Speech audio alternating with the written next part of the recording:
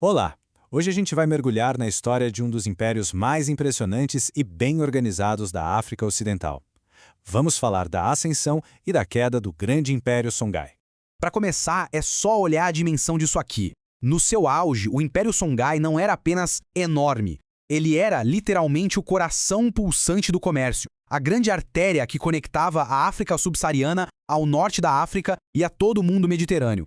Bom, e este aqui é o nosso roteiro. Vamos começar lá na origem, no rio Níger, conhecer os líderes que moldaram o império, entender a sua estrutura complexa e, claro, acompanhar seu auge até a queda surpreendente. Então, vamos lá. Como é que um novo poder surge das cinzas de um império antigo?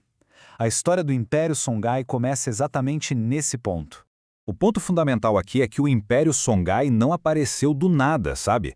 Ele se consolidou a partir da união de centros comerciais que já eram poderosíssimos, super cosmopolitas e que já não aguentavam mais o poder em declínio do Império do Mali. A própria identidade do Império Songhai foi forjada na tensão entre dois líderes, assim, extraordinários, mas com visões de mundo que não poderiam ser mais diferentes.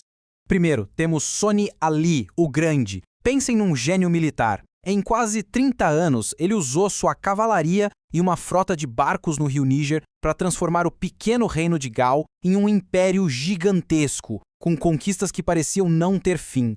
E aqui o contraste é fundamental para entender tudo. De um lado, Soni Ali, o guerreiro, super ligado às tradições e crenças ancestrais.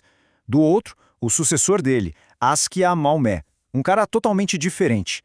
Um reformador político que percebeu que o Islã poderia ser a cola para organizar e centralizar aquele Estado imenso. Então a gente percebe que o grande conflito na fundação do Império não era só por território, era uma briga ideológica profunda. Era a tensão entre as crenças tradicionais do povo Songhai e a influência cada vez maior do Islã, que vinha com as elites das cidades comerciais. Certo. E como que o Askia Maomé transformou as terras conquistadas por Soni Ali num dos estados mais bem administrados do seu tempo? Vamos ver isso agora.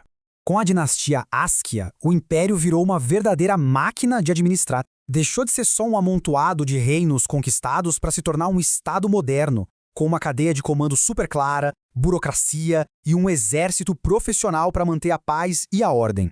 E olha só que interessante a complexidade da coisa. Tinha ministro para tudo, desde o controle do rio até a diplomacia com estrangeiros. E, o mais curioso, um sumo sacerdote para os cultos tradicionais. Mostrando que, mesmo com o Islã como religião oficial, as crenças antigas ainda tinham seu lugar, até dentro da corte.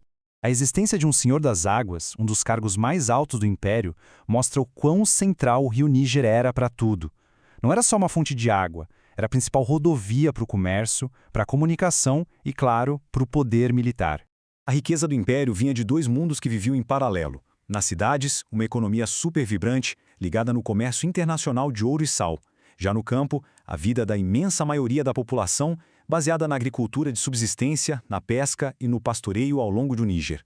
A sociedade Songhai era bem rígida, muito estratificada. Lá no topo, a nobreza, formada por guerreiros e administradores. Abaixo deles, as pessoas livres, depois os membros de castas de profissões, como os artesãos, e lá na base, uma população enorme de escravos, que trabalhavam nos serviços domésticos e também nos campos. As reformas do Askia Maomé e a estabilidade que elas trouxeram acabaram levando o Império Songhai a um período de ouro, uma era de prosperidade e desenvolvimento intelectual que não tinha precedentes. A capital, Gal, era uma metrópole, uma cidade imensa e cosmopolita. Com cerca de 100 mil habitantes, era uma das maiores cidades do mundo naquela época. Um verdadeiro centro de poder político e, claro, econômico. Mas o Império Songhai não era só poder militar e dinheiro, não. Com o apoio dos imperadores Askia, cidades como Tumbuktu viraram verdadeiros faróis do conhecimento. Suas universidades e bibliotecas eram famosas e atraíam estudiosos do mundo islâmico inteiro. Só que essa era de ouro começou a ser ameaçada por brigas internas pelo trono e por uma nova potência que estava crescendo ao norte, lá no Marrocos. E a faísca que acendeu o fogo do conflito final não foi o ouro, mas sim o sal. Para o comércio que cruzava o Saara, o sal valia tanto quanto o ouro. Então, controlar as minas de sal de Tagaza era uma questão de segurança nacional para os dois lados.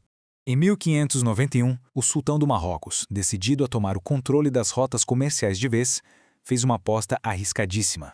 Mandou um exército cruzar o deserto do Saara. E aí chegamos na Batalha de Tondibi. O exército Songhai era muito maior em número, mas os marroquinos tinham uma carta na manga, uma tecnologia nova e devastadora. O arcabuz, o barulho, o poder de fogo, aquilo simplesmente aniquilou a cavalaria e a infantaria Songhai. A era das lanças e flechas tinha chegado ao fim.